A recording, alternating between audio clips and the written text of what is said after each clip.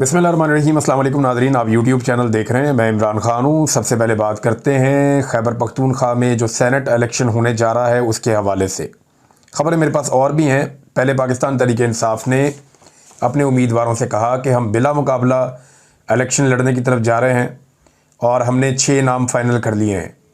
यानी 4 बंदे वो जितवाना चाह रहे हैं इन नशिस्तों के ऊपर। ये जो जनरल नशिस्तें हैं, PTI को लगता है कि PTI की उनमें से 7 में से 4 जीतेंगे। तो 4 ये ले रहे हैं, एक वो ले रहे हैं ख़वातीन की और एक ले रहे हैं टेक्नोक्रेट की।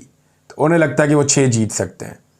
और फिर इन्होंने कहा जी वापस ले लें। फिर एक अज़हर मशवानी साहब एक कवरिंग कैंडिडेट थे, क्योंकि कवरिंग कैंडिडेट जो हैं उन्होंने अपने जब वापस लेने थे जो कागजात नामजदगी जमा करवाए हुए हैं, तो उसके बाद बंदे ही उतने बच जाने थे जितने बंदों ने सेनेटर बनना था। अपोजिशन की ज़िम्मेदारी थी कि वो अपने बंदे वापस ले लेते, हुकूमत की ज़िम्मेदारी थी कि वो अपने बंदे वापस ले लेते, और टोटल जब 11 बंदे बच जाते तो 11 के 11 सेनेटर्स बन जाते। अब इसमें जो है वो डेवलपमेंट बड़ी इंपॉर्टेंट है और वो अभी हुई है, और इसका डाटा भी मेरे पास है। ये डाटा जब मैं आपके साथ शेयर करूँगा तो कुछ चीज़ें आपके लिए बड़ी हैरानकुन होगी, क्योंकि अब फड्डा पड़ गया है। पहले तो जो है वो एक ट्वीट आया, और वो ट्वीट था अज़हर मशवानी की तरफ से। ये बरतानिया में मौजूद हैं, पाकिस्तान तहरीक इंसाफ के सोशल मीडिया एक्टिविस्ट हैं, इमरान खान साहब के नौजवान साथियों में से एक। तो अज़हर मशवानी साहब ने कहा जी कि ठीक है, मैंने पार्टी की हदायत पे वापस ले ली अपने कागजात नामजदगी। एक फॉर्म भिजवाया था, इन्होंने फुल करके वापस दे दिया। तो लेकिन उन्होंने कहा मुराद सईद के बाद अगर सबसे ज़्यादा किसी का हक बनता है, तो अज़हर मशवानी साहब ने दावा किया कि वो हक पाकिस्तान तहरीक इंसाफ की जानिब से जो इरफान सलीम साहब हैं उनका हक बनता है, उन्हें फिर मौका मिलना चाहिए। तो वो इरफान सलीम साहब के बारे में इतला आ रही है कि वो डट गए हैं और उन्होंने कागजात नामजदगी वापस लेने से इनकार कर दिया, और उसके बाद जो बाकी कवरिंग कैंडिडेट्स हैं वो भी खड़े हो गए हैं। तो अब बिला मुकाबला वाले मामले में एक दफ़ा फिर कटाई पैदा हो गई है। एक तरफ पाकिस्तान तहरीक इंसाफ की जो सूबाई हुकूमत है या अली अमीन गंडापुर हैं, वो मुआहदा कर रहे हैं, और खैबर पख्तूनख्वा में सेनेट इंतखाबात बिला मुकाबला कराने पर हुकूमत और अपोजिशन के दरमियान अहम पेशरफ्त सामने आ गई है। अली अमीन गंडापुर और अपोजिशन रहनुमाओं के दरमियान में इस मुआहदे को हतमी शक्ल दे देगी, और किसी बात पर इनका इत्तफाक नहीं होता। इनका इत्तफाक महंगाई के ख़िलाफ़ नहीं होता, गुर्बत के ख़िलाफ़ नहीं होता, बेरोज़गारी के ख़िलाफ़ नहीं होता, अवामी मसाइल के ख़िलाफ़ नहीं होता, मादनियात की चोरी के ख़िलाफ़ नहीं होता, जाली किस्म के जो ऑपरेशन किए जाते हैं उनके ख़िलाफ़ नहीं होता, दहशतगर्दी के ख़िलाफ़ नहीं होता। किसी मामले पे इनका इत्तफाक नहीं होता।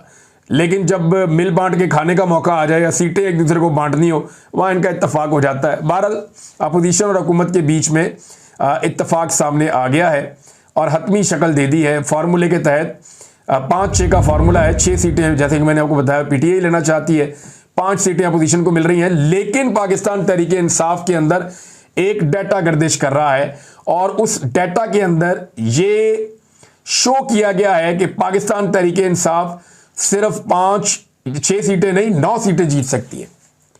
अब ये तहरीक इंसाफ कैसे कह सकती है कि वो 9 जीत सकते हैं? तो सिचुएशन आपको अपने सामने रखनी पड़ेगी कि एक्चुअली सिचुएशन है क्या। जब आप सूरत हाल देखेंगे और सीटों की तादाद गिनेंगे, फिर आपको आइडिया होगा कि किसको कितनी सीटें मिलेगी, और क्या ये दावा पाकिस्तान तहरीक इंसाफ के लोगों का ठीक है या गलत है। तहरीक इंसाफ के लोग ये कह रहे हैं कि क्योंकि हम ज़्यादा सीटें जीत सकते हैं तो हमें कम सीटों के ऊपर समझौता नहीं करना चाहिए। हम अपनी 3 सीटें दे रहे हैं किसको? अपोजिशन को। यानी जो PDM की जमातें हैं, PTI, उन्हें अपनी 3 सीटें दे रही है बकौल पाकिस्तान तहरीक इंसाफ के अंदर। जो लोग तनकीद करने वाले हैं वो ये कह रहे हैं। अब वो ये दावा कैसे कर रहे हैं, मैं आदादो शुमार आपके सामने रखता हूं। टोटल जो है ना वो 53 की तादाद है जो अपोजिशन की है। 53 अपोजिशन के लोग हैं, जबकि जो हुकूमत के लोग हैं उनकी तादाद है 19 जमा 19 जमा 18 जमा 18 जमा 18, ये 92 है जी। एक 92 और एक 53। तो 92 और 53 को अगर आप मिलाएं तो ये टोटल 145 बन जाते हैं जो अरकान असम्बली है। अब इसमें जो फार्मूला लेकर आए पाकिस्तान तहरीक इंसाफ के दिमाग, वो ये कहते हैं कि हम 5 सीटें जीत सकते हैं सेनेट की, और वो 5 सीटें वो हैं जो जनरल नशिस्तें हैं। जबकि PTI जो है उनकी क़यादत ये कह रही है कि जी हम 3 जीत सकते हैं। तो ये 2 सीटें अपोजिशन को क्यों देना चाहते हैं? ये है सबसे बड़ा सवाल। पार्टी के जो लोग तनकीद कर रहे हैं, जो डट गए हैं, वो ये कहते हैं कि 92 सीटों में से हमारे दो जो टॉप के उम्मीदवार हैं वो 19 सीटें लेकर पहले नंबर पे आ जाएंगे और वो दोनों तो बन गए सेनेटर। इसी तरह जो अपोजिशन के भी दो जो टॉप के उम्मीदवार हैं वो 19 सीटें लेकर बन जाएंगे सेनेटर। तो अपोजिशन के पास पीछे बच जाएंगे 15 वोट और हुकूमत के पास पीछे बच जाएंगे 54 वोट। तो हुकूमत अपने अगले 3 उम्मीदवारों को वोट दिलवा सकती है 18, 18 और 18। इस तरह हुकूमत के 2 उम्मीदवारों को पड़ जाएंगे 19 और 3 उम्मीदवारों को पड़ जाएंगे 18, 18, 18 वोट। तो उन्हें लगता है कि उनके 5 सेनेटर बन जाएंगे, जबकि अपोजिशन के 2 उम्मीदवारों को पड़ेंगे 19 वोट, क्योंकि 19 वोट चाहिए सेनेटर बनने के लिए, और एक अपोजिशन का उम्मीदवार जो बाकी बच जाएगा उसके हिस्से में रह जाएंगे सिर्फ 15 वोट। लिहाजा उसके पास क्योंकि 3 वोट कम होंगे हुकूमती उम्मीदवारों के मुकाबले में, तो वो नहीं जीत सकता, वो रह जाएगा। और जो पाकिस्तान तहरीक इंसाफ है वो 5 नशिस्तें जनरल सीटें जो हैं सेनेट की वो जीत सकती है। लेकिन पाकिस्तान तहरीक इंसाफ को डर इस बात का है कि उनकी जमात में लोटे बन जाएंगे और उन्हें लगता है कि उनके लोग बिक जाएंगे और इनके लोगों को खरीद कर जो अपोजिशन है वो सारा इलेक्शन खराब कर देगी और फिर इलेक्शन की सूरत हाल ये बन जाएगी कि कामयाबी नहीं मिलेगी बल्कि उल्टा काम हो जाएगा। सिर्फ इस डर की वजह से कि इनके एमपीएस को खरीद लिया जाएगा, इस डर से पाकिस्तान तहरीक इंसाफ, साथ है ना, इसमें से 4 हम ले लेते हैं, 3 आप ले लें, लेकिन यहां पे अपोजिशन की 2 सीटें बनती हैं, ये वो लोग कह रहे हैं। अब आ जाएं आप खवातीन की नशिस्त, और जो एक नशिस्त बनती है, 2 सीटें हैं, 2 खवातीन की हैं और 2 टेक्नोक्रेट्स की हैं। इनका फार्मूला एक जैसा ही है। इसमें एक उम्मीदवार को कम से कम 49 वोट चाहिए जीतने के लिए। अब पाकिस्तान तहरीक इंसाफ के पास अगर होते 98 तो वो दोनों सीटें बड़े आराम से ले लेते, लेकिन तहरीक इंसाफ के पास कितने हैं 92, जबकि अपोजिशन के पास कितने हैं 53। तो जहां पे अपोजिशन अपना एक सेनेटर बना सकती है और हुकूमत भी अपना एक सेनेटर बना सकती है, खवातीन में भी और टेक्नोक्रेट में भी। लेकिन एक अजीबोगरीब सूरत हाल मैं आपको और बताता हूं। ये भी कुछ लोग दावा कर रहे हैं कि जो सेकंड और ये प्रायोरिटी होती है, एक तो ये जितने भी लोग वोट डालते हैं सेकंड प्रायोरिटी का वोट भी डालते हैं, उसकी भी एक परसेंटेज काउंट होती है। तो कुछ लोग दावा कर रहे हैं यहां पे शायद कोई दाव लग जाएगा, लेकिन मुझे नहीं लगता कि यहां दाव लग सकता है, लेकिन वो ये दावा कर रहे हैं। और पीटीआई के लोग कहते हैं जब हम ज्यादा सीटें जीत सकते हैं, यानी हम 6 सीटों पर क्यों इन्हिसार करें, जब हम 8 सीटें भी जीत सकते हैं, 7 सीटें भी जीत सकते हैं, हम 9 सीटें भी जीत सकते हैं, उनका यह दावा है। अब ये कैलकुलेशन उन्होंने कैसे की है जो मुझे समझ आई या जो उनके पास गर्दिश कर रही हैं चीजें, ये मैंने आपके सामने रख भी दी हैं, आप देख भी लें। लेकिन 6 नहीं तो 7 सीटें तो पाकिस्तान तहरीक इंसाफ जीत सकती है। लेकिन तहरीक इंसाफ डरी हुई इस बात से है कि उन्हें लगता है कि उनके बंदे खरीद लेगी पीपल्स पार्टी या पीएमएलएन या फजलुर रहमान या बाकी लोग, या एस्टेब्लिशमेंट दबाव डालेगी डंडे के साथ और फिर इनके सेनेटर मजीद कम हो जाएंगे। उल्टा काम ना हो जाए कि कहीं अपोजिशन 6 जीत जाए और पीटीआई 5 पे रह जाए, या पीटीआई के बाकी सेनेटर भी फारिग हो जाए। अच्छा, इसमें पीटीआई के अंदर कुछ लोग कह रहे हैं और उन्होंने बाकायदा खुलकर ये बात की है मेरे साथ। उन्होंने ये कहा जी हमें अपोजिशन की जानिब से कुछ ऐसे सेनेटर बनाए जा रहे हैं बिला मुकाबला में जो बहुत पैसे वाले हैं और वो जितना पैसा खर्चने के लिए तैयार हैं। यही वजह है कि हमें लगता है कि हमारे लोग भी शायद कंप्रोमाइज़ हुए और वो बिला मुकाबला वाले ऑप्शन की तरफ गए हैं। हमें मुकाबला करना चाहिए और अपने ज़्यादा सेनेटर्स बनवाने चाहिए। बहरहाल ये एक खेल है जो वहाँ पे चल रहा है, मैंने आपके सामने रख दिया, बाकी चीज़ें होंगी तो शेयर करूँगा आपके साथ। लेकिन ये मुझे लगता है कि पाकिस्तान तहरीक इंसाफ अपने लोगों को मनवा के उनसे कागजात नामजदगी वापस करवाने में कामयाब हो जाएगी। कुछ इक्का दुक्का लोग अड़े हुए हैं, अब देखते हैं कौन पीछे हटता है। मिर्ज़ा अफरीदी की सीट को लेकर पार्टी के अंदर बड़ा रोला पड़ा हुआ है, सोशल मीडिया पे भी हर तरफ भी लोग ये कह रहे हैं कि डंडे सोटे खाए कारकुनों ने, आम लोगों ने, बेचारों ने, और एक सरमायादार आया और आकर सीट लेकर चला गया। तो ये बड़ी तकलीफ वाली बात है। नाज़रीन, एक और ख़बर है, ये बड़ी अफसोसनाक खबर है और ये खबर है खैबर पख्तूनख्वा में, और ये है कि तहरीक इंसाफ के एमपी डॉक्टर हमीदुर रहमान की रिहाइशगाह पर कोई बम धमाके का वाक़या पेश आया है मुबैना तौर पे, और ये अमन पासून में इन्होंने बड़ा कलीदी किरदार अदा किया था। इस किस्म की कार्रवाइयाँ हो रही हैं। वो लोग जो अमन के लिए आवाज़ उठाते हैं, मुराद सईद ने भी इससे पहले कहा था कि अक्सर जो लोग अमन के लिए आवाज़ उठाते हैं या जो ऑपरेशन के ख़िलाफ़ ज़ोरदार तरीके से आवाज़ उठा रहे हैं या जो लोग अमन मार्चेस कर रहे हैं खैबर पख्तूनख्वा में, ख़ास तौर पे कबायली इलाकों में, उनके ऊपर ड्रोन भेजे जाते हैं, उनके ऊपर अटैक किए जाते हैं, उनका कत्लेआम किया जाता है। मौलाना खान ज़ेब साहब को पिछले दिनों कत्ल किया गया, उससे पहले कुछ ऐसे आलिम दीन और भी कत्ल किए गए जो अमन के लिए आवाज़ उठा रहे थे और जरगे बुला रहे थे और इसके अलावा अमन मार्चेस कर रहे थे। तो अब इस तरह के वाक़यात खैबर पख्तूनख्वा में जो अमन के लिए आवाज़ें उठती हैं उनको निशाना बनाना मामूल बनता चला जा रहा है। नाज़रीन, मियां नवाज शरीफ साहब के हवाले से एक और ख़बर गर्दिश कर रही थी और ऐसी खबरें बार बार गर्दिश करती रहती हैं। इनकी फैमिली का बड़ा तुर्राए इम्तियाज़ है इन खबरों के हवाले से। अरब न्यूज़ का एक स्क्रीनशॉट है, वो लिखते हैं जी, UK list former prime minister Pakistan prime minister son as deliberate tax defaulter over 9.4 million pounds unpaid dues. वो ये कहते हैं जनाब के यूके ने लिस्ट कर दिया है साबिक वज़ीर आज़म पाकिस्तान के बेटे को कि वो डेलिब्रेटली यानी जानबूझकर टैक्स डिफ़ॉल्टर हुआ है।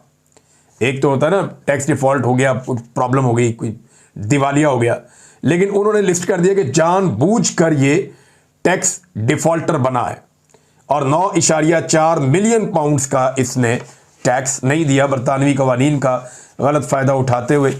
बहरहाल ये इसके ऊपर पाकिस्तान तहरीक इंसाफ ने भी एक कमेंट किया है उनके ऑफिशियल पीटीआई के अकाउंट से, और पीटीआई ऑफिशियल लिखती है कि Nawaz Sharif son is officially international चोर, totally living up to the family legacy, कि जो जैसी फैमिली थी वैसे ही वो काम कर रहा है नवाज शरीफ का बेटा भी। नाज़रीन, बलूचिस्तान के हवाले से जो खबरें मैं आपको लगातार दे रहा हूँ कि जो बलोच माएँ बहनें बेटियाँ और बुज़ुर्ग लोग जो वहाँ पे मौजूद हैं इस्लामाबाद में, वो एहतजाज करना चाहते हैं। बारिशें लगातार हो रही हैं लेकिन इसके बावजूद उन्हें खुले आसमान के नीचे बिठाया गया है। वो टेंट लगाने की कोशिश कर रहे थे और वहाँ पे पुलिस आ गई। एसएचओ साहब जो हैं वो खुद डंडों के ऊपर खड़े हो गए, आकर जो टेंट लगाने वाले डंडे हैं उनके ऊपर खड़े हो गए और उन्होंने ज़बरदस्ती रोकना शुरू कर दिया कि मैं यहाँ पे टेंट नहीं लगाने दूंगा। अपनी ख़वातीन को और बच्चियों को बचाने के लिए बारिश से वहाँ जो चंद मर्द हज़रात मौजूद थे वो बेचारे अपने हाथों के साथ टेंट उठाकर खड़े थे और वो कोशिश कर रहे थे कि जो ख़वातीन हैं वो भीगने से बच जाएँ। और वहाँ पे जो इंसानी हुकूक की जो तंजीमें मौजूद थीं, जो ख़वातीन मौजूद थीं, ईमान मज़ारी साहिबा थीं, उसके बाद वहाँ पे मैंने देखा कि जो मुनीज़ जहांगीर साहिबा हैं और दीगर कुछ और लोग भी, वो लोग भी एहतजाज करने के लिए पहुँचे और उन्होंने पुलिस से कहा कि आप ये क्या हरकत कर रहे हैं, आपको ये ज़ेब नहीं देता, आप अपना मजाक बना रहे हैं, आप क्यों इन डंडों के ऊपर आकर खड़े हो गए, आपको किसने कहा कि आप डंडों के ऊपर आकर खड़े हो जाएँ। और वो वहाँ पे टेंट लगवाने नहीं दे रहे थे। मुझे हैरत होती है कि लोगों पे तरस खाना चाहिए। ये लोग बड़े दूर दराज के इलाकों से आए, इनके मुतालबात जो हैं वो बड़े जायज़ हैं कि इनके जो प्यारे लापता हैं उनको मंजर आम पर लाया जाए, उन्हें अदालतों में पेश किया जाए। कई लोगों के जो प्यारे हैं वो कई कई सालों से लापता हैं और वो ढूंढते ढूंढते बेचारे थक गए हैं। उनकी ज़िंदगी भी ऐसे है जैसे ज़िंदा लाशें चल रही हैं। वो बड़ी तकलीफ़ में, बड़ी अजियत में है। मैं इस अजियत को, इस तकलीफ़ को जानता हूँ। समीदीन बलोच साहिबा ने एक डाटा भी शेयर किया और बड़ा हैरान कुन डाटा है जो उन्होंने शेयर किया है। वो ये कहती हैं कि एक्स्ट्रा जुडिशल किलिंग के वाक़यात बढ़ते चले जा रहे हैं बलूचिस्तान में। ख़ास तौर पे उन्होंने इस साल की बात की है कि पहले 5-6 महीनों में क्या हुआ। जनवरी में 9 अफराद को मावराए अदालत कत्ल किया गया, फरवरी में 15, मार्च में 15, अप्रैल में 21, मई में 26 अफराद और जून में 31 अफराद को मावराए अदालत कत्ल कर दिया गया है बलूचिस्तान में। और अब तक की जो इतलात है उनके मुताबिक पहले 6 महीनों में 117 अफराद को बलूचिस्तान जैसे सूबे में मावराए अदालत कत्ल कर दिया गया है। और साथ ही उन्होंने ये कहा कि at least 10 minors and 1 women were among the 117 extra judicially killed individuals in the first half of the 2025। वो ये कह रही हैं कि इसमें कम से कम 10 माइनर्स थे, यानी जिनकी उम्रें जो मेजर नहीं हुए, जो नाबालिग बच्चे थे, 10 जो है वो माइनर्स थे, एक खातून थी। इन 17 लोगों में से जिन्हें मावराए अदालत कत्ल किया गया 2025 के पहले आधे साल के अंदर, और ये डाटा उन्होंने शेयर किया। दुनिया भर के अंदर ये डाटा देखा जाता है। पाकिस्तान के लिए इंतहाई अफसोसनाक सूरत हाल है मावराए अदालत कत्लों के हवाले से, और ये पाकिस्तान के अंदर एक लंबा ट्रेंड है। इसके अंदर बहुत सारी जो पुरानी तफसीलात हैं वो भी मौजूद हैं। मैं कुछ चीज़ें आपके सामने रख देता हूँ। जब से पाकिस्तान बना ना तब से पुलिस मुकाबले यहाँ पे होते हैं, लेकिन जो ज़्यादा पुलिस मुकाबले हैं वो शुरू होते हैं 1980 और 1990 की दिहाई में, जब पुलिस मुकाबले एकदम तेज़ हो जाते हैं। परवेज़ मुशर्रफ के दौर में भी पुलिस मुकाबले होते रहे, लेकिन वो जो पुलिस मुकाबले परवेज़ मुशर्रफ के दौर में हुए थे वो दहशतगर्दों के ख़िलाफ़ कार्रवाइयाँ की गई थी, और तब SIU और दीगर कुछ और ऐसे जो है ग्रुप्स बनाए गए थे और वो फिर ये किलिंग करते थे और दहशतगर्दों को मारते थे। लेकिन मावराए अदालत कत्ल जो है वो पाकिस्तान में बड़े लंबे अरसे से जारी है। इनका जो अरूज है 1990 की दिहाई में था, जब नून लीग की हुकूमत आई पंजाब में, तो उस वक्त शहबाज शरीफ साहब इस हवाले से बड़े बदनाम हुए। उनके ऊपर बहुत सारी स्टोरीज भी छपी। यहाँ पे बहुत सारे ऐसे पुलिस वाले थे जो सिंध में और पंजाब के अंदर पुलिस मुकाबले करते थे, जिनमें आबिद बॉक्सर का एक नाम है। कराची में एक बहुत बड़ा नाम था चौधरी असलम, इन्होंने बड़े पुलिस मुकाबले किए हैं।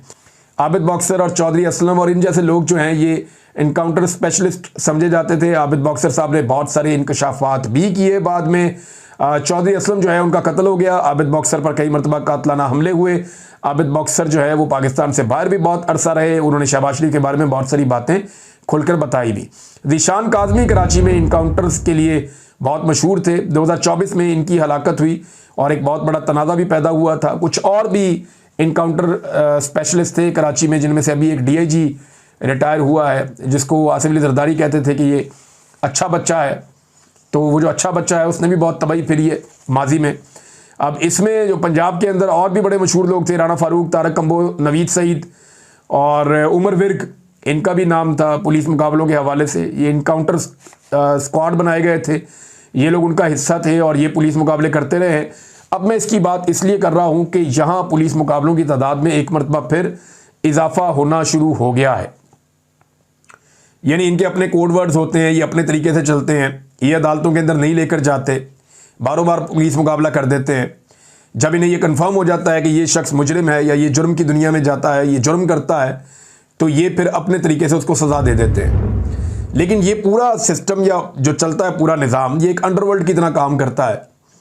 इसमें डायरेक्ट जो है ऊपर से अप्रूवल ली जाती है और ये कहा जाता है कि ये बंदा माफ़ी के काबिल नहीं है, इसको तो जान से मार देना चाहिए, और फिर उसे जान से मार भी दिया जाता है। ऐसे बहुत सारे वाक़यात जो है वो मैंने बतौर रिपोर्टर भी कवर किए हैं। तभी PMLN का दौर था और अभी भी पंजाब में गुज़िश्ता 1 सालों में एकदम इजाफा हुआ है। और ख़ास तौर पे अब जो अटैक कर रही है, पहले CIA भी ये काम बड़े लंबे अरसे तक करती रही है। डेथ स्क्वाड जो है वो बने रहते थे पुलिस के, जो इनकाउंटर करते थे, लेकिन अभी जो है वो ये काम CTD कर रही है, काउंटर टेररिज्म डिपार्टमेंट, और ये बड़ी सफाई से और बड़ी तेज़ी से काम कर रहे हैं। माजी में तो ऑफिसर्स के नाम सामने आते थे ना, कि नाम खड़ा कर दिया जाता था कि ये मार देगा, ये मार देगा, ये मार देगा, लेकिन अब ऐसा नहीं होता। अब किसी का नाम सामने नहीं आता, ये ट्रेंड लोग होते हैं, प्रोफेशनल लोग होते हैं, ये तय कर लेते हैं फलां बंदे को मारना है, फिर उसे मार दिया जाता है। अब इसके अंदर ना 2 ओपिनियन आ जाती हैं। जो लोग इसको डिफेंड करते हैं वो ये कहते हैं कि जनाब ये इनकाउंटर स्पेशलिस्ट इसलिए ज़रूरी है कि कई जराइम पेशा लोग ऐसे होते हैं जिनके खिलाफ आप कानूनी कार्रवाई करते हैं तो अदालतें उन्हें छोड़ देती हैं, तो अदालती निज़ाम बड़ा कमज़ोर है। तो अदालती निज़ाम अच्छा ना होने की वजह से हम मुल्ज़िमान को सज़ाएं दिलवा नहीं पाते और बड़े बड़े खौफनाक मुल्ज़िमान छूट जाते हैं और वो दोबारा वही जुर्म करते हैं। तो ये एक तरफ का तो ओपिनियन ये है, लेकिन दूसरी तरफ का ओपिनियन ये है कि आपको अपनी इन्वेस्टिगेशन इतनी बेहतर करनी चाहिए, अपनी तफ्तीश इतनी बेहतर करनी चाहिए और इतने अच्छे सबूत आपको अदालत में लेकर आने चाहिए और अपनी जो प्रोसिक्यूशन टीम है उसको इतना बेहतर करना चाहिए कि मुजरिम छूट ना सके, मुजरिम को सज़ा होनी चाहिए। और अदालत ने तो सबूतों और शवाहिद की और गवाहों की बुनियाद के ऊपर फैसला देना है ना, ये तो मुमकिन नहीं है। अब होता यह है कि बाज़ औक़ात कई मुजरिम भी छूट जाते हैं और बाज़ औक़ात बेगुनाह भी कत्ल हो जाते हैं, ये भी एक हकीकत है। यानी कानून का एक नुक्ता है, बड़ा इंपॉर्टेंट है और वो अक्सर दोहराया जाता है कि अगर 100 मुजरिम छूट जाए ना तो भी एक बेगुनाह को सज़ा नहीं होनी चाहिए। तो होता यह है कि ये एक ऐसा रास्ता है जो एक्स्ट्रा जुडिशल किलिंग है या मावराए अदालत कत्ल है। अदालत से पूछे बगैर आपने बंदा मार दिया, अदालत तो किसी को फांसी देगी तो पूरा प्रोसीजर करके देगी ना, 100% चेक करेगी ये गुनाहगार है या नहीं, फिर उसको फांसी दे देगी, वो बंदा मारा जाएगा। लेकिन अगर पुलिस मारेगी तो पुलिस के चंद अफसर को इस बात का, चंद ऑफिसर को इस बात का यकीन है कि ये बंदा गलत है, तो इसकी क्या गारंटी है कि जिसको मारा जा रहा है वो वाकई गलत था?